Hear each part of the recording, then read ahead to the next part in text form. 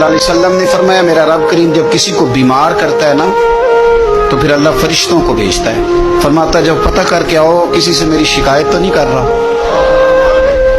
तो फरिश्ते जाके अर्ज करते हैं मालिक उसके पास तो जो भी आया ना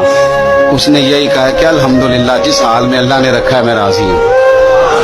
उसने तेरी शिकायत नहीं की, उसने तेरी रजा पे उस बीमारी को तेरी तरफ से आजमाइश समझ के कबूल किया। मेरे नबी करीम अलैहिस्सलातु सलाम फरमाने लगे, रब फरमाते फरिश्तों गवाह हो जाओ, अगर मैं इसे इस बीमारी से शिफा दूंगा तो जो इसके पास खून है इससे बेहतर खून इसे अता करूंगा, और जो इसके पास गोश्त है इससे बेहतर इसे गोश्त अता करूंगा,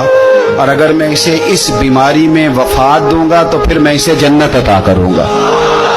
अगर शिफा दूंगा तो बेहतरीन शिफा दूंगा, और अगर वफात दूंगा तो फिर जन्नत दूंगा। जब आप हौसले के साथ चीजों को कबूल करते, जब आपकी तबीयत के अंदर सब्र छलकता